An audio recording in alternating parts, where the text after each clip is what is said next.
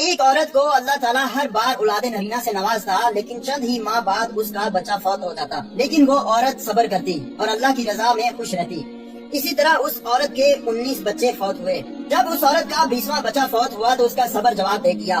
وہ آدھی رات کو اٹھی اور اپنے خالق حقیقی کے سامنے سر سجدے میں رکھ کر خوب روئی اور اپنا غم بیان کرنے لگی کہ اے مالک، اس گناہگار عورت سے ایسی کیا غلطی ہوئی ہے کہ ہر بار میرا بچہ فوت ہو جاتا ہے۔ روتے روتے اس عورت کی آنکھ لگ گئی اور خواب میں دیکھتی ہے کہ وہ ایک باغ میں سیر کر رہی ہے۔ اسی باغ میں ایک محل ہے اور اس محل پر اس کا نام لکھا ہوا ہے۔ وہ محل کے اندر جا کر دیکھتی ہے کہ اس کے تمام بچے اس محل میں موجود ہیں۔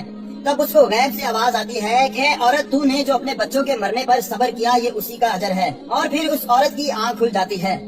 وہ اپنا سر دوبارہ سجدے میں رکھ دیتی ہے اور کہتی ہے کہ اللہ، چاہے تو میرا اس سے بھی زیادہ خون بہا لے، میں اف تک نہیں کروں گی، کیونکہ یہ اجر میرے صبر سے بہت زیادہ ہے۔